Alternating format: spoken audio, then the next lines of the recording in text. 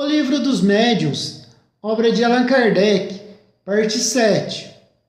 As manifestações desta espécie não são raras, nem novas. Poucas serão as crônicas locais que não encerram alguma história desta natureza. É fora de dúvida que o medo tem exagerado muitos fatos que, passando de boca em boca, assumiram proporções gigantescamente ridículas. Com o auxílio da superstição, as casas onde eles ocorrem foram tidas como mal assombradas pelo diabo e daí todos os maravilhosos ou terríveis contos de fantasmas. Por outro lado, a velhacaria não consentiu em perder tão bela ocasião de explorar a credulidade e quase sempre para satisfação de interesses pessoais. Aliás, facilmente se concebe que impressão pode fatos desta ordem produzir mesmo dentro dos limites da realidade, em pessoas de caracteres fracos e predispostas pela educação a alimentar ideias supersticiosas. O meio mais seguro de obviar aos inconvenientes que possam trazer, visto não ser possível impedir-se que se deem, consiste em tornar conhecida a verdade. Em coisas terríficas se convertem as mais simples quando se lhes desconhecem as causas. Ninguém mais terá medo dos espíritos quando todos estiverem familiarizados com eles e quando os a quem eles se manifestam já não acreditem que estão às voltas com a legião de demônios. Na Revue Espírite se encontram narrados muitos fatos autênticos deste gênero, entre outros a história do espírito batedor de Bergzarverne, cuja ação durou 8 anos, números de maio, junho e julho de 1858. A de Dilbersdorf, agosto de 1858. A do padeiro das grandes vendas, perto de Dieppe, março de 1860. A da rua de Noyers, em Paris, agosto de 1860. A do espírito de Castelnaudary, sob o título de História de um Danado, fevereiro de 1860. A do fabricante de São Petersburgo, abril de 1860 e muitas outras. Tais fatos assumem, não raro, o caráter de verdadeiras perseguições. Conhecemos 6 irmãs que moravam juntas e que durante muitos anos, todas as manhãs, elas encontravam suas roupas espalhadas, rasgadas e cortadas em pedaços, por mais que tomassem cuidado e até mesmo a precaução de guardá-las à chave. A muitas pessoas tem acontecido que, estando deitadas, mas completamente acordadas, lhes sacudam os cortinados da cama, tirem com violência as cobertas, levantem os travesseiros e mesmo as joguem fora do leito. Fatos destes são muitos mais frequentes do que se pensa. Porém, as mais das vezes, os que deles são vítimas nada ousam dizer de medo do ridículo. Somos sabedores de que, por causa desses fatos, se tem pretendido curar, como atacado de alucinações, alguns indivíduos submetindo-os ao tratamento a que se sujeitam os alienados, o que os torna totalmente loucos.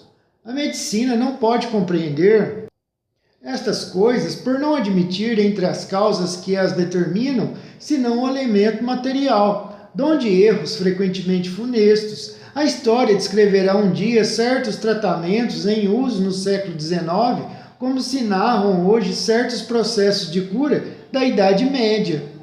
Admitimos perfeitamente que alguns casos são obra da malícia ou da malvadez, porém, se tudo bem averiguado, provocado ficar que não resultam da ação do homem, dever-se-á convir em que são obra ou do diabo, como dirão uns, ou dos espíritos, como dizemos nós. Mas de que espíritos?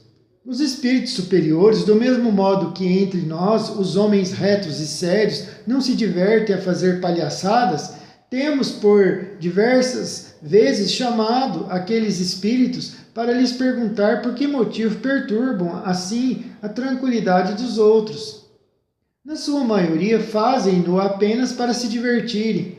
São mais levianos do que maus, que se riem dos terrores que causam e das pesquisas inúteis que se empreendem para a descoberta da causa do tumulto.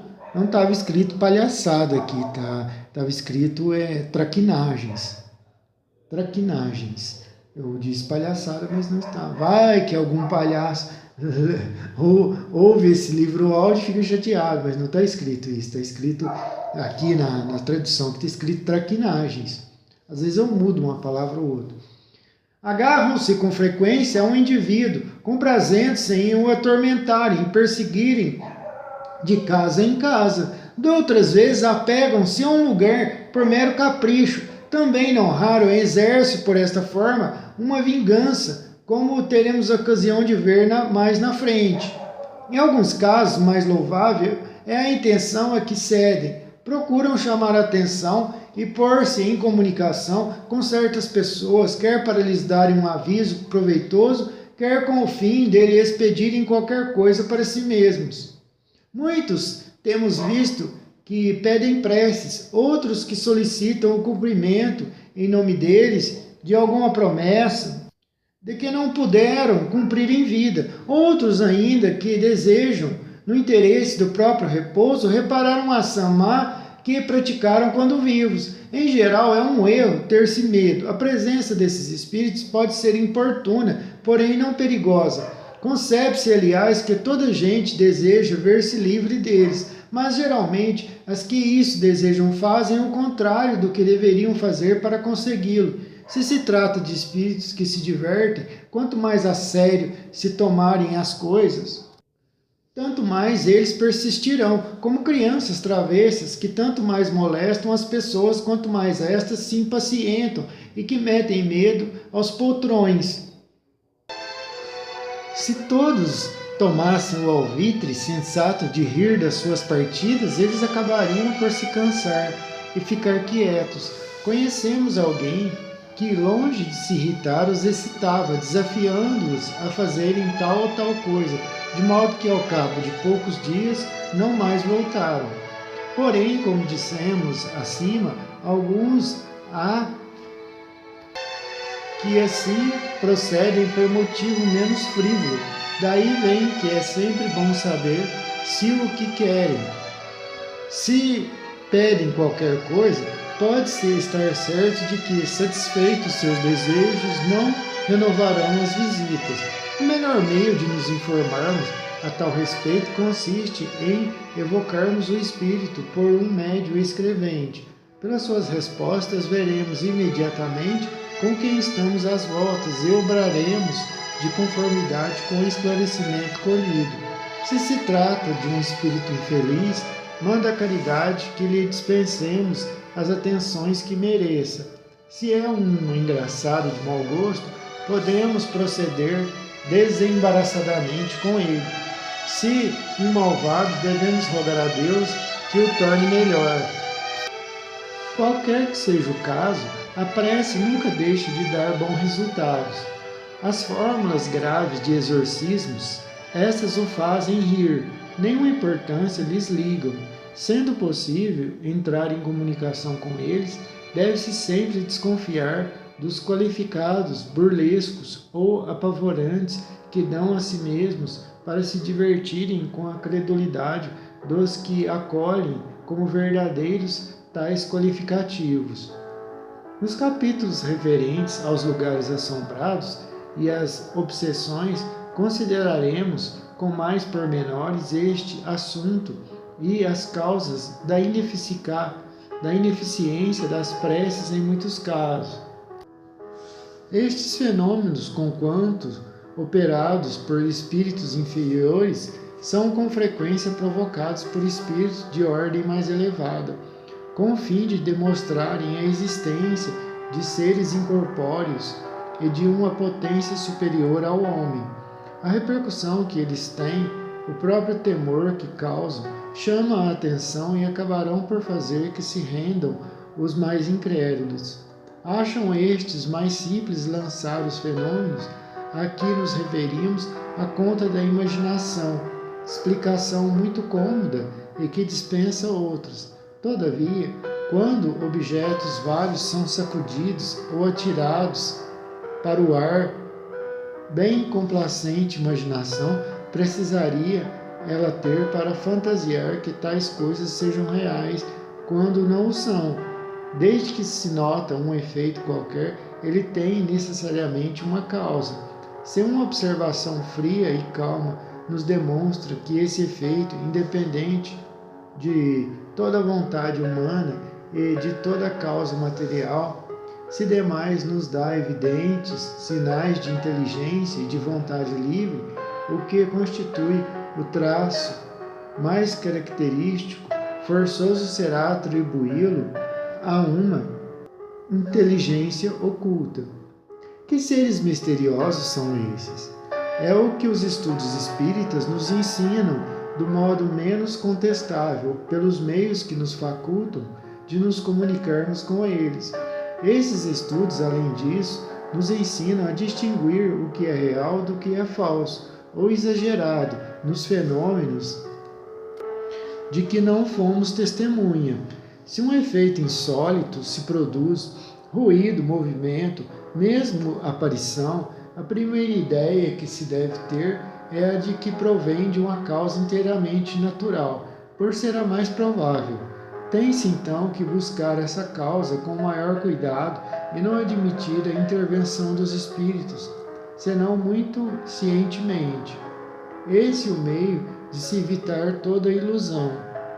Por exemplo, que, sem haver aproximado de quem quer que fosse, recebesse uma bofetada ou bengalada nas costas, como tem acontecido, não poderia duvidar da presença de um invisível ser. Cada um deve estar em guarda, não somente contra narrativas que possam ser, quando menos, acoimadas de exageros, mas também contra as próprias impressões, cumprindo não atribuir origem oculta a tudo o que não compreenda. Uma infinidade de causas muito simples e naturais pode produzir efeitos à primeira vista estranhos, e seria verdadeira superstição ver por toda parte espíritos ocupados em derrubar móveis, quebrar louças, provocar, enfim, as 1001 perturbações que ocorrem nos lares, quando mais racional é atribuí-las ao desazo. A explicação dada do movimento dos corpos inertes se aplica naturalmente a todos os efeitos espontâneos a que acabamos de passar revista. Os ruídos, embora mais fortes do que as pancadas na mesa, procedem da mesma causa. Os objetos derrubados ou deslocados o são pela mesma força que levanta qualquer objeto. Há mesmo aqui uma circunstância que apoia esta teoria. Poder-se-ia perguntar onde, nessa circunstância, o médium. Os espíritos nos disseram que, em tal caso, há sempre alguém cujo poder se exerce a sua revelia. As manifestações espontâneas muito raramente se dão em lugares ermos. Quase sempre se produzem nas casas habitadas e por motivo da presença de certas pessoas que exercem influência sem que o queiram. Essas pessoas ignoram possuir faculdades mediúnicas, razão porque lhes chamamos médiuns naturais. São, com relação aos outros médios, o que os sonâmbulos naturais são relativamente aos sonâmbulos magnéticos, e tão dignos como aqueles de observação. A intervenção voluntária ou involuntária de uma pessoa dotada de aptidão especial para a produção destes fenômenos parece necessária na maioria dos casos, embora alguns haja em que, ao que afigura-se, o espírito obra por si só, mas então poderá dar-se que ele tire a algures o fluido animalizado que não de uma pessoa presente. Isto explique porque os espíritos que constantemente nos cercam não produzem perturbação a todo instante. Primeiro, é preciso que o espírito queira, que tenha um objeto, um motivo, sem o que nada faz. Depois é necessário, muitas vezes, que encontre exatamente no lugar onde queira operar uma pessoa apta a secundá-lo, coincidência que só muito raramente ocorre. Kardec está falando aqui de uma pessoa que tem o ectoplasma, uma pessoa médium de efeitos físicos. O espírito tira da pessoa aquela energia, aquele ectoplasma para mover as coisas, para daí por diante. Se essa pessoa aparece inopinadamente, o espírito se aproveita da ocasião. Mesmo quando todas as circunstâncias sejam favoráveis, ainda poderia acontecer que o espírito se visse tolhido por uma vontade superior que não lhe permitisse proceder a seu bel prazer.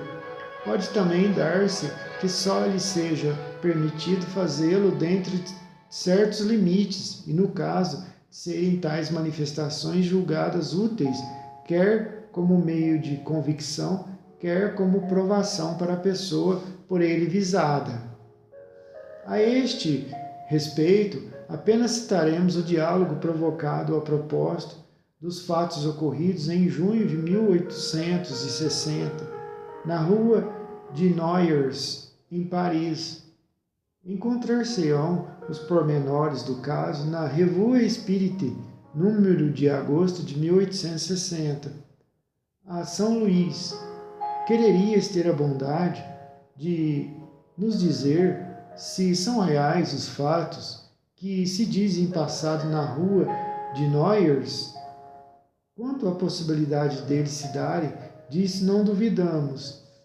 São reais esses fatos, simplesmente a imaginação dos homens os exagera, seja por medo, seja por ironia, apenas isso. Mas, repito, eles são reais. Produz essas manifestações um espírito que se diverte um pouco à custa dos habitantes locais. Haverá na casa alguma pessoa que dê causa a tais manifestações? Elas são sempre causadas pela presença da pessoa avisada. É que o espírito perturbador não gosta do habitante do lugar onde ele se acha. Trata então de fazer-lhe maldades ou mesmo procurar obrigá-lo a mudar-se. Perguntamos se, entre os moradores da casa, alguém há que seja causador desses fenômenos por efeito de uma influência mediúnica espontânea e voluntária. Necessariamente assim é, pois sem isso o fato não poderia ocorrer. Um espírito vive num lugar que lhe é predileto, conserva-se inativo, enquanto nesse lugar não se apresenta uma pessoa que lhe convenha, um médium. Desde que essa pessoa surge, começa ele a divertir-se quanto pode. Será indispensável a presença dessa pessoa no próprio lugar? Esse é o caso mais comum e é o que se verifica no que se trata. Por isso foi que eu disse que, a não ser assim, o fato não teria podido ocorrer-se, mas não pretendi generalizar. Há casos em que a presença imediata da pessoa não é necessária. Sendo sempre de ordem inferior esses espíritos, constituirá presunção desfavorável a uma pessoa a aptidão que revele para lhe servir de auxiliar. Isto não denuncia, da parte dele, uma simpatia para com os seres dessa natureza? Não é precisamente assim, porquanto essa aptidão se acha ligada a uma disposição física, contudo, denuncia frequentemente uma tendência material, que seria preferível não existisse, visto que, quanto mais elevado moralmente é o homem, tanto mais atrai a si os bons espíritos que necessariamente afastam os maus. Onde vai o espírito buscar os projéteis de que se serve? Os diversos objetos que lhe servem de projéteis são, as mais das vezes, apanhados nos próprios lugares dos fenômenos ou nas proximidades. Uma força provinda do espírito os lança no espaço e eles vão cair no ponto que o mesmo espírito indica. pois que as manifestações espontâneas são muitas vezes permitidas e até provocadas para convencer os homens. Parece-nos que, se fossem pessoalmente atingidos por elas, alguns incrédulos se veriam forçados a render-se à evidência. Eles costumam queixar-se de não serem testemunhas de fatos concludentes. Não está no poder dos espíritos dar-lhes uma prova sensível? Os ateus e os materialistas não são a todo instante testemunhas dos efeitos do poder de Deus e do pensamento? Isso não impede que neguem Deus e a alma. Os milagres de Jesus converteram todos os seus contemporâneos? Não, aos fariseus que lhe diziam: Mestre, faz-nos ver algum prodígio. Não se assemelham os de hoje, que vos pedem, lhes façais presenciar algumas manifestações? Se não se converteram pelas maravilhas da criação, também não se converterão ainda quando os Espíritos lhes aparecessem do modo mais inequívoco, porquanto o orgulho os tornam quais alimárias espancadoras. Se procurassem de boa fé, não lhes faltaria ocasião de ver. Por isso, não julga Deus conveniente fazer por eles mais do que faz pelos que sinceramente buscam instruir-se, pois que o Pai só concede recompensa aos homens de boa vontade. A incredulidade deles, não obstante, aqui a vontade de Deus se cumpre e cumprirá. Bem vedes que não obstou aqui a doutrina se difundis. Deixai, portanto, de inquietar-vos com a oposição que vos move. Essa oposição é para a doutrina, o que a sombra é para o quadro. Maior relevo lhe dá. Que mérito teria eles se fossem convencidos à força? Deus lhes deixa toda a responsabilidade da teimosia em que se conservam, e essa responsabilidade é mais terrível do que podeis supor. Felizes os que creem sem ter visto, disse Jesus, porque esses não duvidam do poder de Deus. Achas que convém evoquemos o Espírito a que nos temos referido para lhe pedirmos algumas explicações? Evoca-o, se quiseres, mas é um espírito inferior que só te dará respostas muito insignificantes. Diálogo com o espírito perturbador da rua de Noyers. Evocação primeira. Que tinhas de me chamar? Queres umas pedradas? Então é que se havia de ver um bonito salve-se, quem puder, não obstante o teu ar de valentia. Quando mesmo nos atirasses pedras aqui, isso não nos amedrontaria, até te pedimos positivamente que, se puderes, nos atires então algumas pedras. Ora, aqui talvez eu não pudesse, porque tens um guarda a velar por ti. Havia na rua des Noyers alguém que, como auxiliar, te facilitava as partidas que pregavas aos moradores da região? Certamente, achei um bom instrumento, e não havia nenhum espírito douto, sábio e virtuoso para me embaraçar, porque sou alegre, gosto às vezes de me divertir. Qual a pessoa que te serviu de instrumento? Uma criada. Era malgrado seu que ela te auxiliava? Ah, sim, pobre, era a que mais medo tinha. Procedias assim com algum propósito hostil? Eu não, nenhum propósito hostil me animava, mas os homens que de tudo se apoderam farão que os fatos redundem em seu proveito.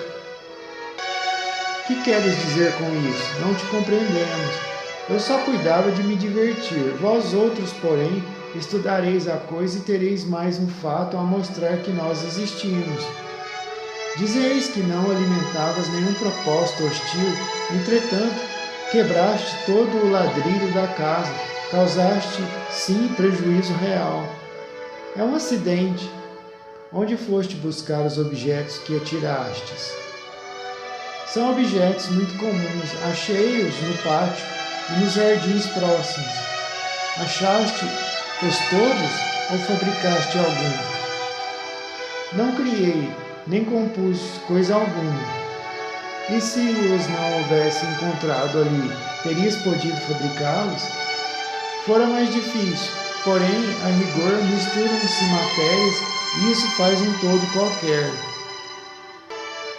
Agora diz-nos, como os atiraste? Isto é mais difícil de explicar. Busquei auxílio na natureza elétrica daquela rapariga, juntando-a à minha, que é menos material. Pudemos assim os dois transportar os objetos diversos. Vais dar-nos de boa vontade, assim o esperamos, algumas informações acerca da tua pessoa. Diz-nos, primeiramente, se já morreste há muito tempo. Há muito tempo, há bem 50 anos. Que eras quando estavas aqui na terra, vivo num corpo? Eu não era lá grande coisa, simples trapeiro naquele quarteirão. Às vezes me diziam tolices porque eu gostava muito do licor vermelho do bom velho Noé. Por isso mesmo, queria pô-los todos dali para fora. Foi por ti mesmo e de bom grado que respondeste às nossas perguntas? Eu tinha um mestre. Quem é esse mestre? O vosso rei Luís. Nota. Motivou esta pergunta a natureza de algumas respostas dadas que nos pareceram acima da capacidade intelectual desse espírito, pela substância das ideias e mesmo pela forma da linguagem. Nada, pois, de admirar é que ele tenha sido ajudado por um espírito mais esclarecido que quis aproveitar a ocasião para nos instruir.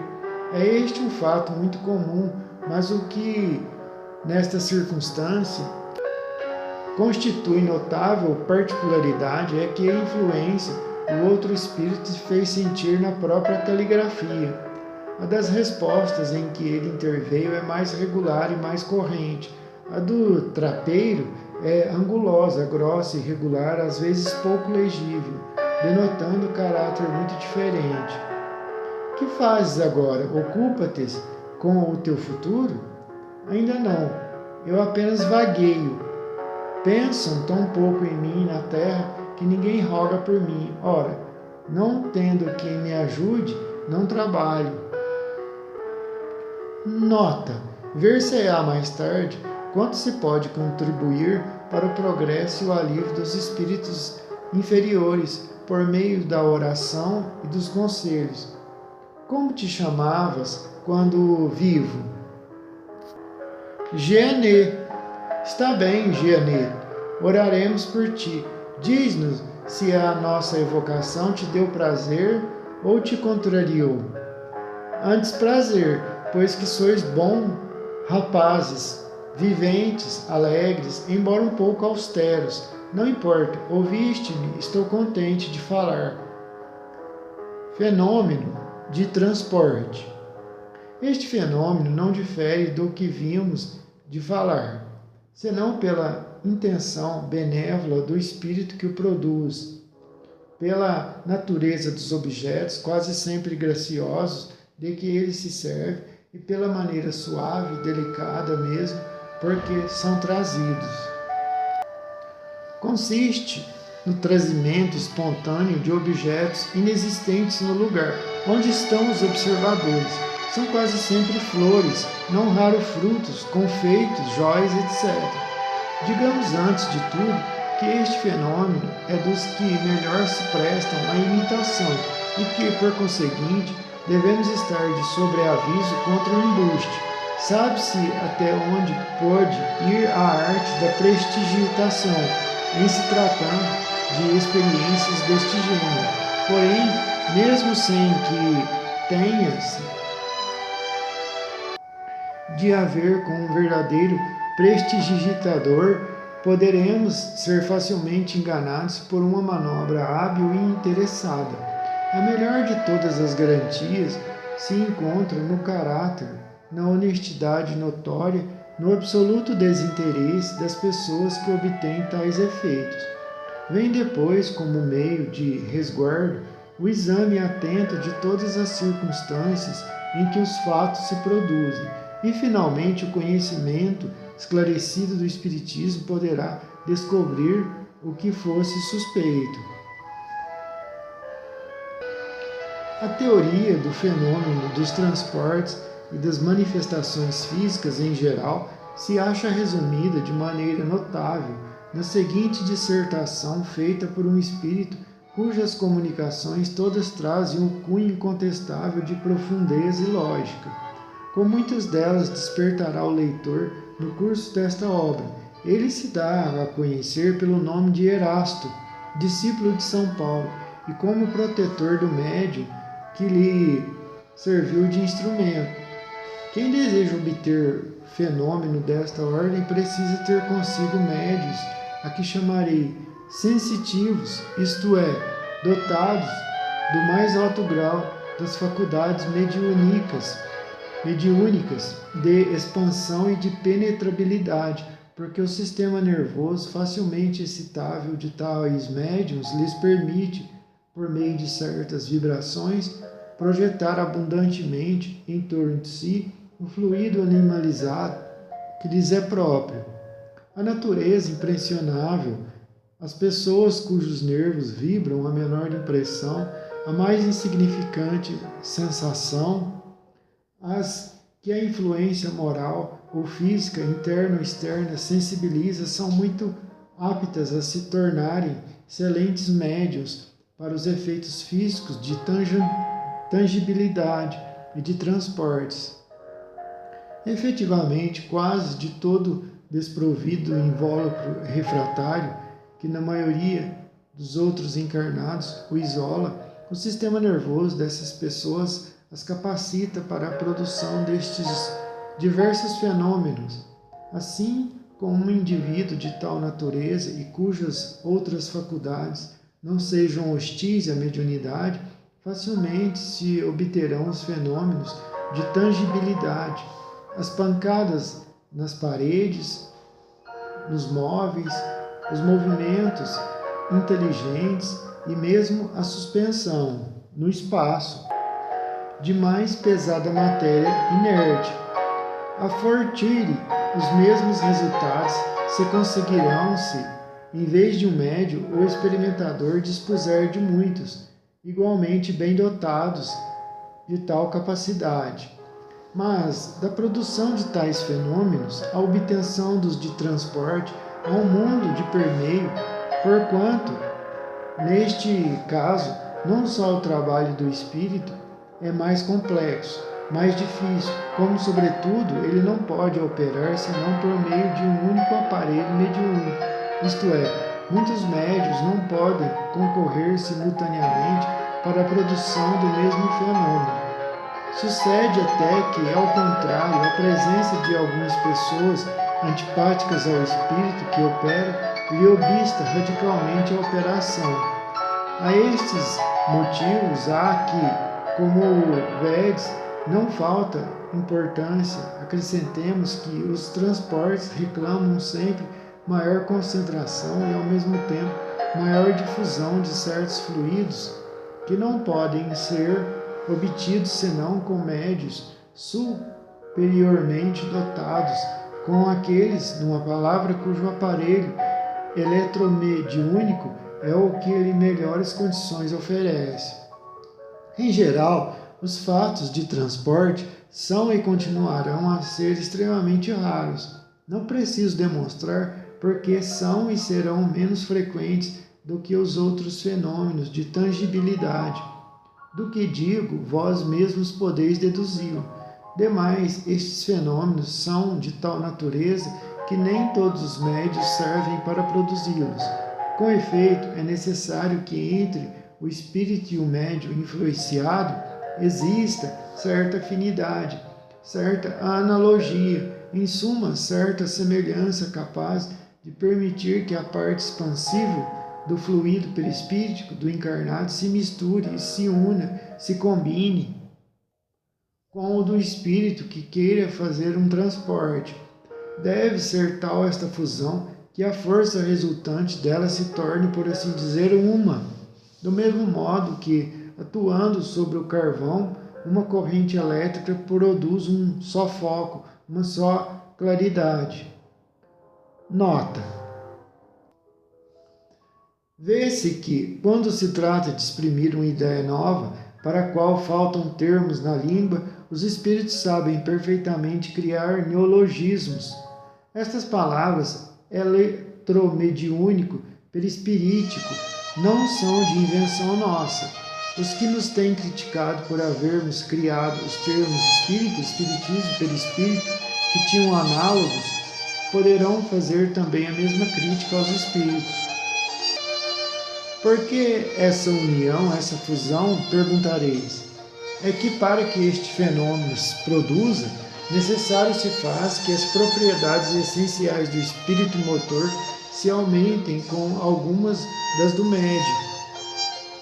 É que o fluido vital, indispensável à produção de todos os fenômenos mediúnicos, é apanágio exclusivo do encarnado e que, por conseguinte, o espírito operador fica obrigado a se impregnar dele.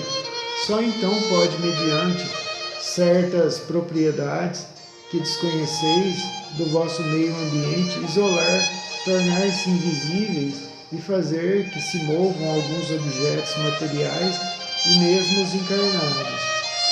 Não me é permitido, por enquanto, desvendar-vos as leis particulares que governam os gases e os fluidos que vos cercam. Mas antes que alguns anos tenham decorrido, antes que uma existência de homem se tenha esgotado, a explicação destas leis e destes fenômenos vos será revelada, e vereis surgir e produzir-se uma variedade nova de médiuns que agirão num estado catapilético especial, desde que sejam mediunizados. Vedes assim quantas dificuldades cercam a produção do fenômeno dos transportes. Muito logicamente podeis concluir daí que os fenômenos desta natureza são extremamente raros, como eu disse acima, e com tanto mais razão quanto os espíritos muito pouco se prestam a produzi-los, porque isso dá lugar à parte deles a um trabalho quase que material, o que lhes acarreta aborrecimento e fadiga. Por outro lado, ocorre também que, frequentemente, não obstante a energia e a vontade que os anime, o estado do próprio médium lhes opõe intransponível barreira. Evidente é, pois, e o vosso raciocínio, estou certo, o sancionará, que os fatos de tangibilidade, como pancadas, suspensão e movimento, são fenômenos simples, que se operam mediante a concentração e a dilatação de certos fluidos e que podem ser provocados e obtidos pela vontade e pelo trabalho dos médiuns, aptos a isso, quando secundados por espíritos amigos e benevolentes, ao passo que os fatos de transporte são múltiplos, complexos, exigem um concurso, circunstâncias especiais, não se podem operar senão por um único espírito e um único médium, e necessitam, além do que a tangibilidade reclama, uma combinação muito especial para isolar e tornar invisíveis o objeto ou os objetos destinados ao transporte. Todos vós espíritos compreendeis as minhas explicações e perfeitamente apreendeis o que seja essa concentração de fluidos especiais para a locomoção e a tangibilidade, a tatilidade da matéria inerte. Acreditais nisso, como acreditais nos fenômenos da eletricidade e do magnetismo, com os quais os fatos mediúnicos têm grande analogia e que são, por assim dizer, a confirmação e o desenvolvimento. Quanto aos incrédulos e aos sábios, piores estes do que aqueles, não me compete convencê-los, e com eles não me ocupo. Conversar-se-ão um dia, por força das coisas, da evidência, pois que forçoso será se curvem diante do testemunho dos fatos espíritas, como forçoso foi que o fizessem diante de outros fatos que a princípio repeliram. Resumindo, os fenômenos de tangibilidade são frequentes, mas os de transporte são muito raros, porque muito difíceis de realizar são as condições em que se produzem. Conseguintemente, nenhum médium pode dizer, a tal hora, em tal momento, obterei um transporte, visto que, muitas vezes, o próprio espírito se vê obstado na execução da sua obra.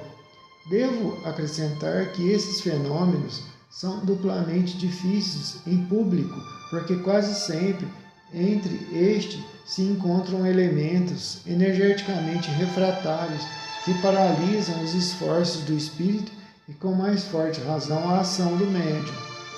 Tende, ao contrário, como certo que, na intimidade, os ditos fenômenos se produzem quase sempre espontaneamente, as mais das vezes à revelia dos médiuns e sem premeditação, sendo muito raros quando esses se acham prevenidos. Deveis deduzir daí que há motivo de suspeição todas as vezes que o médium se lisonjeia de os obter à vontade, ou, por outra parte, de dar ordens aos espíritos como a servos seus, o que é simplesmente absurdo. Tende ainda como regra geral que os fenômenos espíritas não se produzem para constituir espetáculo e para divertir os curiosos. Se alguns espíritos se prestam a tais coisas, só podem ser para a produção de fenômenos simples, mas não para os que, como os de transporte e outros semelhantes, exigem condições excepcionais. Lembrai-vos, espíritas, de que, se é absurdo repelir sistematicamente todos os fenômenos de além-túmulo, também não é de bom grado aceitá-los todos cegamente. Quando um fenômeno de tangibilidade, de visibilidade ou de transporte se opera espontaneamente e de modo instantâneo, aceita-o, porém nunca o repetirei demasiado. Não aceiteis coisa alguma às cegas. Seja cada fato submetido a um exame minucioso, aprofundado e severo. Portanto, crede, o Espiritismo, tão rico em fenômenos sublimes e grandiosos, nada tem a ganhar com essas pequenas manifestações que prestidigitadores hábeis podem imitar. Bem sei que ides dizer é que estes são úteis para convencer os incrédulos. Mas ficai sabendo, se não houvesses disposto de outros meios de convicção, não contareis hoje a 100ª parte dos espíritas que existem. Falai ao coração, por aí é que fareis maior número de conversões sérias.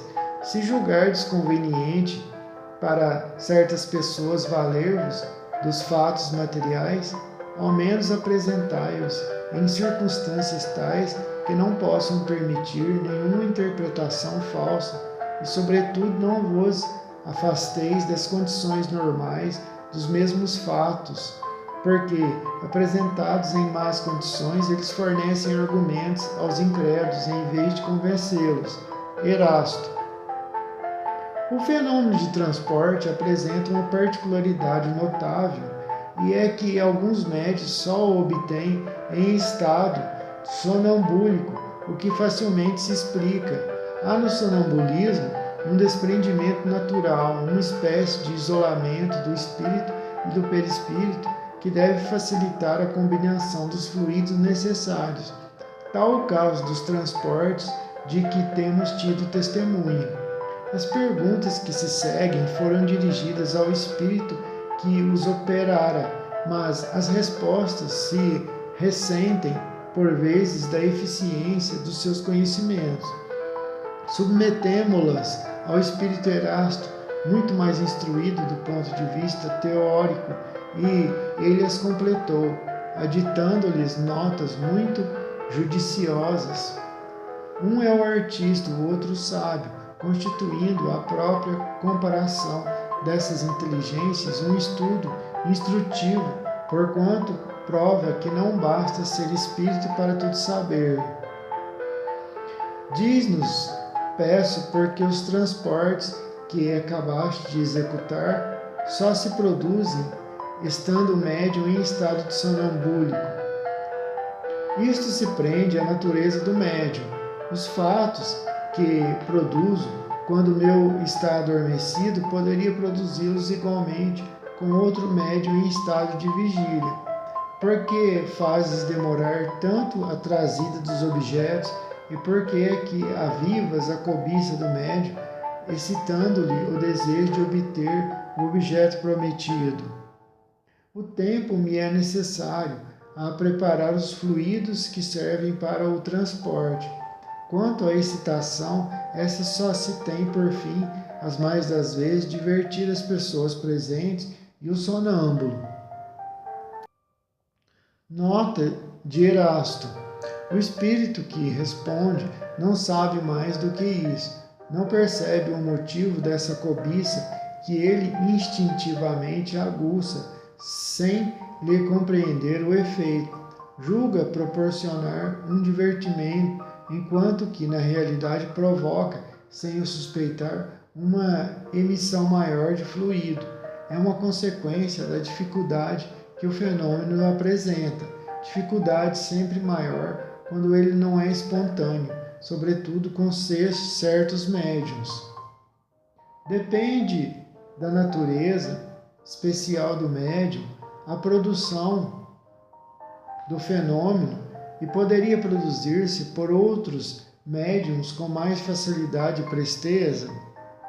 A produção depende da natureza do médium e o fenômeno não se pode produzir senão por meio de naturezas correspondentes. Pelo que toca à presteza, o hábito que adquirimos, comunicando-nos frequentemente com o mesmo médium, nos é de grande vantagem.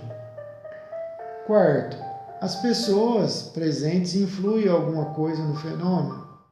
Quando há da parte delas incredulidade, oposição, muito nos podem embaraçar, certamente. Preferimos apresentar nossas provas aos crentes e a pessoas versadas no Espiritismo. Não quero, porém, dizer com isso que a má vontade consiga paralisar-nos inteiramente. Onde foste buscar as flores e os confeitos que trouxeste para aqui? As flores tomo-as aos jardins, onde bem me parece, e os confeitos devem ter feito falta ao respectivo negociante. Tomo-os onde me apraz. O negociante nada absolutamente percebeu, porque pus outros no lugar dos que tirei. Mas os anéis têm valor. Onde os foste buscar? Não terás com isso causado prejuízo àquele de quem os tiraste? Tirei-os de lugares que todos desconhecem e filo por maneira que daí não resultará prejuízo para ninguém. Nota de Erasto. Creio que o fato foi explicado de modo incompleto, em virtude da deficiência da capacidade do espírito que respondeu. Sim, de fato pode resultar prejuízo real. Mas o espírito não quis passar por haver desviado o que quer que fosse. Um objeto só pode ser substituído por outro objeto idêntico, da mesma forma, do mesmo valor. Conseguintemente, se um espírito tivesse a faculdade de substituir por outro objeto igual, um de que se apodera, já não teria necessidade nem razão para se apossar dele, visto que poderia dar o que se iria servir para substituir o objeto retirado. Será possível trazer flores de outro planeta? Não, a mim não me é possível. Erasto, teriam outros espíritos esse poder? Não, isso não é possível em virtude da diferença dos meios ambientes. Poderias trazer-nos flores de outro hemisfério, dos trópicos, por exemplo? Desde que seja da Terra, sim, posso. Poderias fazer que os objetos trazidos nos desaparecessem da vista e levá-los novamente? Assim como trouxe aqui, posso levá-los à minha vontade. A produção do fenômeno dos transportes não é de alguma forma penosa, não te causa qualquer embaraço. Não nos é penosa em nada, quando temos permissão para operá-los. Poderia ser-nos grandemente penosa se quiséssemos produzir efeitos para os quais não estivéssemos autorizados. Nota de Erasto. Ele não quer convir em que isso lhe é penoso, embora o seja realmente, pois que se vê forçado a executar uma operação, por assim dizer, material. Quais são as dificuldades que encontras? Nenhuma outra além das más disposições fluídicas que nos podem ser contrárias. Como trazes o objeto? Será segurando-o com as mãos? Não, envolvo-o em mim mesmo. Nota de Erasto. A resposta não explica de modo claro a operação. Ele não envolve o objeto com a sua própria personalidade. Mas, como o seu fluido pessoal é dilatável, combina uma parte desse fluido com o fluido animalizado do médium, e é nesta combinação que oculta e transporta o objeto que escolheu para transportar. Eles, pois, não exprimem com justeza o fato, dizendo que envolve em si o objeto. Trazes com a mesma facilidade um objeto de peso considerável, por exemplo, de 50 quilos. O peso nada é para nós. Trazemos flores, porque agrada mais do que um volume pesado. Nota de Erasto. É exato. Podes trazer objetos de 100 ou 200 quilos, se quiser. Por isso que a gravidade existente para vós é anulada para os espíritos. Mas, ainda aqui, ele não percebe bem o que se passa. A massa dos fluidos combinados é proporcional à dos objetos. Numa palavra, a força deve estar em proporção com a resistência, de onde se segue que, se o espírito apenas traz uma flor ou um objeto leve, é muitas vezes porque não encontra no médium ou em si mesmo os elementos necessários para um esforço maior. Poder-se-ão imputar aos espíritos certas desaparições de objetos cuja causa permanece ignorada? Isso se dá com frequência, com mais frequência do que supões, mas isso se pode remediar pedindo ao espírito que traga de volta o objeto desaparecido.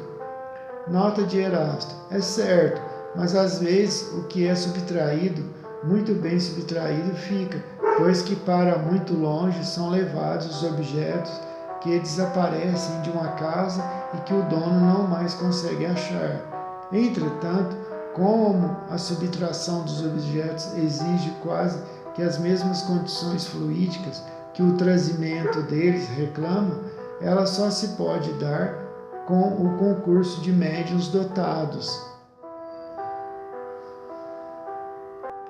de faculdades especiais. Por isso, quando alguma coisa desapareça, é mais provável que o fato seja devido a descuido vosso do que da ação dos espíritos. Serão devidos à ação de certos espíritos alguns efeitos que se consideram como fenômenos naturais?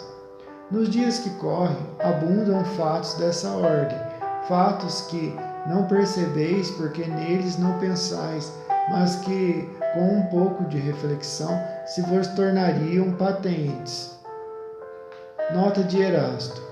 Não atribuais aos espíritos o que é obra do homem, mas crede na influência deles oculta, constante, a criar em torno de vós 1000 circunstâncias, 1000 incidentes necessários ao cumprimento dos vossos atos, da vossa existência.